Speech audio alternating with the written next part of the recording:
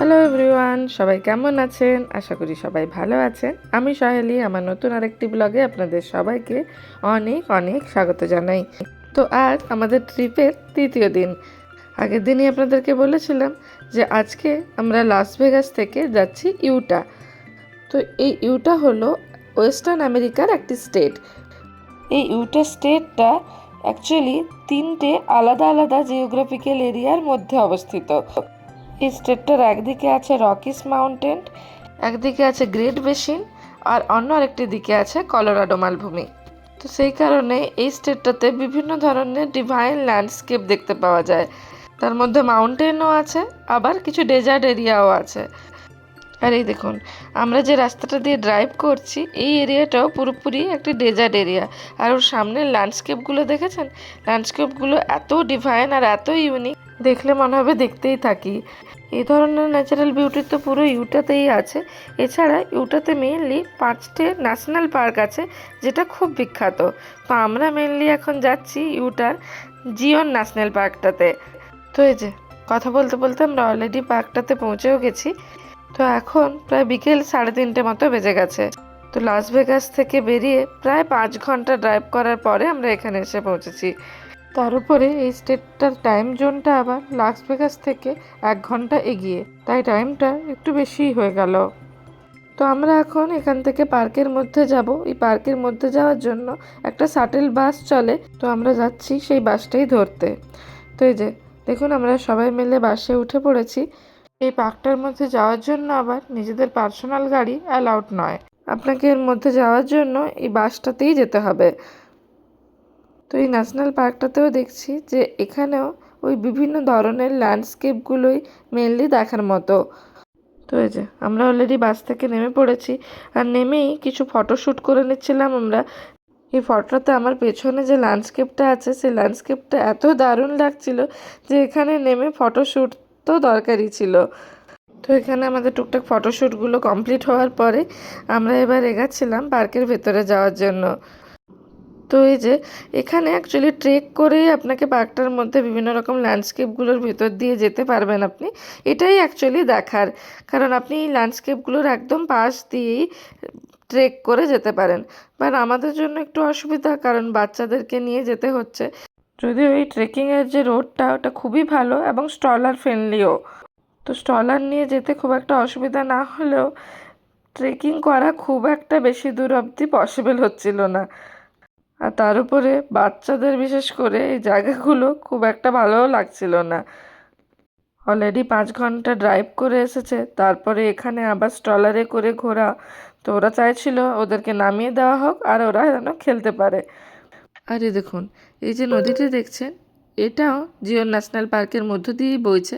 আর এই নদীটির নাম ভার্জিন রিভার। নদীটি এত সুন্দর যে এখানেও আমরা কিছু ফটোশ্যুট করে নিচ্ছিলাম।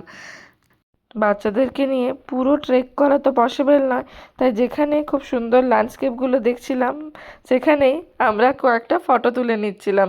তার জন্য আমাদের এগাতেও একটু দেরিই হচ্ছিল। তো যাই হোক, তো ওই নদীর কাছে ফটো টটো তোলার পরে আমরা আবার এগাচ্ছিলাম আর একটু সামনের দিকে। তো মেনলি এখানকার এই ল্যান্ডস্কেপগুলোই দেখতে দেখতে যাওয়া। তো আরও কিছু দূর এগানোর পর বাচ্চারা খুব বিরক্ত করাতে ওদেরকেও নামিয়ে ওদেরও সাথে কিছু ফটোশ্যুট করছিলাম। আর এবার আমরা ফেরার প্ল্যান করছি। আমরা হাঁটছি প্রায় ঘন্টাখানিক হয়ে গেল, আর এদিকে এদেরকে দেখুন নামিয়ে দেওয়াতে কত খুশি। তো যাই হোক, এবার আমরা আস্তে আস্তে ফিরবো আবার আমাদের ওই শাটেল বাসের দিকে। তো এই যে আমরা ফিরে বাসে অলরেডি উঠে পড়েছি। অ্যাকচুয়ালি বাচ্চারা খুবই ঝামেলা করছিল, এত কান্নাকাটি করছিল যে ফেরার পথে রাস্তাটাতে আর কোনো ভিডিও করতে পারিনি। যদিও যে রাস্তা দিয়ে গিয়েছিলাম ওই রাস্তা দিয়েই ফিরেছি, আর এখন প্রায় 5:30 মতো বেজে গেছে। এবার আমরা এখান থেকে বেরিয়ে যাব। আর এই দেখুন আমরা অলরেডি বেরিয়ে এসেছি, আর বাইরটা পুরোপুরি এবার অন্ধকারও হয়ে গেছে। আর তার উপরে আমাদেরকে এখন প্রায় আরও 4 ঘন্টা মতো ড্রাইভ করতে হবে, কারণ আমরা ইউটাতে স্টে করছি না, আমরা স্টে করছি অ্যারিজোনাতে, অ্যারিজোনার পেজে। এই অ্যারিজোনা হলো ইউএসের সাউথ ওয়েস্টের একটি স্টেট। আপনারা তো সবাই জানেন সেই ভূগোলের বইতে পড়া বিখ্যাত গ্র্যান্ড ক্যানিয়ন এই অ্যারিজোনাতেই অবস্থিত। তো চলুন আমরা এখন চলি আমাদের হোটেলের দিকে, আর আপনাদের সাথে পরের দিন দেখা হচ্ছে। তো এই যে এটা পরের দিন সকালবেলা, এখন প্রায় 10:30 মতো বাজে। তো এনাদের ব্রেকফাস্ট অলরেডি কমপ্লিট। আর দেখুন এই ব্রেকফাস্টের পরে দুজন করছেন নাচানাচি। আর আমরা আছি এখন অ্যারিজোনার পিচ সিটিটাতে। তো আজ আমাদের সকাল সকাল বেরোনোর কোথাও প্ল্যান নেই, তাই আজ খুব একটা তাড়াহুড়াও নেই। তো আজ আমরা যাচ্ছি অ্যান্টিলপ ক্যানিয়ন বলে একটি ক্যানিয়ন দেখতে। তো এই অ্যান্টিলপ ক্যানিয়ন ট্যুরের জন্য আপনাকে আগে থেকে বুকিং করে রাখতে হয়। তো আমাদের বুকিং ছিল দুপুর 2টোর সময়, আর এখন 1:30 মতো বাজে। আমরা হোটেল থেকে বেরিয়েছি। তো এই অ্যান্টিলপ ক্যানিয়নের দুটো পার্ট দেখা যায়, একটা হলো আপার অ্যান্টিলপ ক্যানিয়ন আর একটি হলো লোয়ার অ্যান্টিলপ ক্যানিয়ন। তো আমরা যে ক্যানিয়নটার জন্য বুক করেছিলাম সেটা হলো আপার অ্যান্টিলপ ক্যানিয়ন। তো এই দেখুন আমরা পৌঁছেই গেছি জায়গাটাতে। এখানে যে সামনে গাড়িগুলো দেখছেন, এই গাড়িগুলোতে করেই আমাদেরকে ওই ক্যানিয়নের মধ্যে নিয়ে যাওয়া হবে। আর যথারীতি এখানেও আমরা টুকটাক ফটোশ্যুট করে নিচ্ছিলাম। আর হ্যাঁ, এখানে আমরা শুধু টিনটিনকেই নিয়ে এসেছি। টুকুস হোটেলেই আছে, আমাদের সাথে আমাদের যে বন্ধুর ফ্যামিলিটি এসছে ওনাদের কাছেই আছে। তো এই ট্রিপটাতে ওনারা আসেননি, কারণ এই জায়গাটা ওনারা আগেই দেখেছেন, তাই এবারে ওনারা লোয়ার অ্যান্টিলপ ক্যানিয়নটা দেখতে গেছিলেন। তো ওনাদের ট্রিপটা সকাল সকাল বুক ছিল, তাই ওনারা সকাল সকাল ওই ট্রিপটা করেই ফিরে এসছেন হোটেলে। তারপরে আমরা বেরিয়েছি, তাই টুকুসকে হোটেলেই রেখে এসেছি। টিনটিনকেও রেখে আসার ইচ্ছে ছিল, বাট ও খুব কান্নাকাটি করছিল, তাই ওকে নিয়ে আসতে হলো। তো যাই হোক, তো আমরা পৌঁছেই গেছি আপার অ্যান্টিলপ ক্যানিয়নের সামনে। আর এই যে সামনে একটা ফাটলের মতো দেখতে পাচ্ছেন, এইটার মধ্য দিয়েই আমরা ক্যানিয়নের মধ্যে ঢুকবো। আর এই ক্যানিয়নের মধ্যে ঢুকলে এর মধ্যে ফটো তোলা যায়, বাট ভিডিও শ্যুট করা অ্যালাউড নয়, তাই কোনো ভিডিও ক্লিপ নিতে পারিনি। তাই কিছু ফটোই শেয়ার করছি আপনাদের সাথে। তো এই ল্যান্ডস্কেপগুলো দেখুন, এত সুন্দর, আর এর কালারগুলো এত সুন্দর লাগছিল আলো পড়াতে, যে চোখে না দেখলে বিশ্বাস করা যায় না। তো এই ক্যানিয়নের মধ্যে আমাদের সাথে একজন গাইডও ছিলেন, যিনি এই জিনিসগুলো আমাদেরকে গাইড করে দিচ্ছিলেন। অ্যাকচুয়ালি এই ক্যানিয়নগুলো তৈরি হয়েছিল কিছু বাতাসের খেলা আর কলোরাডো রিভারে হঠাৎ বান আসার জন্য। প্রকৃতির কি অদ্ভুত এবং কি সুন্দর এক সৃষ্টি। তার উপরে এর সৌন্দর্য আরও বাড়িয়ে তোলে যেভাবে সূর্যের রশ্মি এই ল্যান্ডস্কেপগুলোর উপর পড়ে সেই অনুযায়ী। তাই ভিন্ন টাইমে এর রূপ ভিন্ন রকমের হয়। গাইডদের কাছে শুনলাম এর সৌন্দর্য সব থেকে বেশি ভালো লাগে যখন সূর্য একদম মধ্য আকাশে থাকে, মানে ওই 11:30-12টার দিকটাতে। এবার ওই টাইমটাতে আমরা আবার বুকিং পাইনি। আপার অ্যান্টিলপ ক্যানিয়নটা নাকি অনেকটা এ শেপের, মানে উপরের দিকটা সরু আর নিচের দিকটা চওড়া, তাই সূর্যের আলো এই ক্যানিয়নটার মধ্যে একটু কম ঢোকে। লোয়ার অ্যান্টিলপ ক্যানিয়নটা নাকি অনেকটা ভি শেপের, মানে উপরের দিকটা চওড়া, তাই ওটাতে নাকি সূর্যের আলো আরও ভালোভাবে ঢোকে আর ওই ল্যান্ডস্কেপগুলো আরও সুন্দর দেখতে হয়। বাট ওটাতে বাচ্চাদেরকে নিয়ে যাওয়াটা খুব একটা সেফ নয়, কারণ ওটাতে প্রচুর চড়াই উতরাই আছে, তাই আমরা ওটাতে যাইনি। আর আমাদের বন্ধুর ফ্যামিলি ওখানে গেছিলো, কারণ ওনার ছেলে এদের থেকে একটু বড়, তাই ওকে নিয়ে যাওয়া যেত বলে ওনারা লোয়ার অ্যান্টিলপ ক্যানিয়নটাই দেখলেন, আর এটা ওনারা আগেও দেখেছেন। তো যাই হোক, আমরা এখন হাঁটতে হাঁটতে ফিরছি আমাদের গাড়ির দিকে। আর এদিকে এই টিনটিনকে দেখুন, পুরো টাইমটা ঘুমিয়েই কাটিয়ে দিল। এই কারণেই আমি এদেরকে নিয়ে আসতে চাইছিলাম না। এই ঘুমিয়ে গেছে বলে ওকে কোলে নিয়ে হাঁটতে একটু লেটও হচ্ছে। আর ওদিকে আমাদের গাড়িতে আমাদের সাথে যারা এসেছিলেন তারা হয়তো এতক্ষণে পৌঁছেও গেছেন। এই যে আমরা গাড়িতে চলেও এসেছি আর গাড়িটা ছেড়েও দিয়েছে। তো আমরা এখন যাচ্ছি যেখান থেকে আমরা ট্রিপটা শুরু করেছিলাম ওইখানে। ওখানে আমাদের গাড়ি রাখা আছে।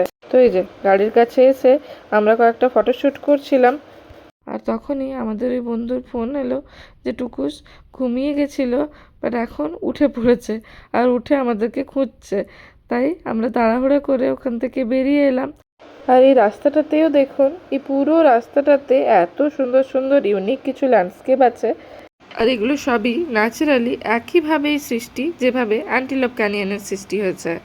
আমেরিকা আসার সময় আমার দুটো জায়গা দেখার খুব শখ ছিল, একটি হলো এই গ্র্যান্ড ক্যানিয়ন, আরেকটি হলো নায়াগ্রা জলপ্রপাত। আমার একটি ইচ্ছে তো পূরণ হলো, আরেকটি কবে হয় এখন তার অপেক্ষা। তো যাই হোক, আমরা আবার ফিরছি হোটেলের দিকে। তো হোটেলে গিয়ে আমরা আবার বেরোবো হর্স ইভেন্ট দেখতে। সেই আবার ছোটবেলার ভূগোল বইতে পড়েছিলাম অশ্বক্ষুর আকৃতির হ্রদ, ওটাই আজকে দেখতে যাব।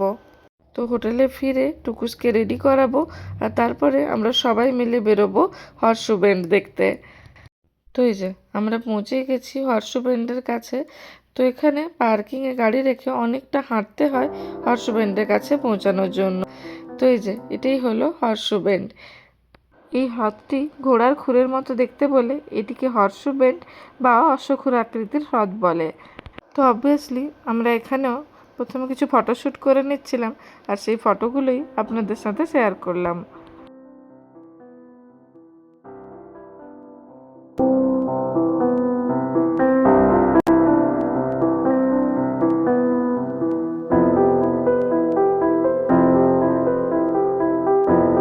তো এখানে আমরা কিছুক্ষণ সময় কাটালাম আর এই জায়গাটাতে ফটো তোলার এত ভিড় ছিল যে এই জায়গাটাতে ফটো তোলার জন্য লাইন দিতে হয়েছিল।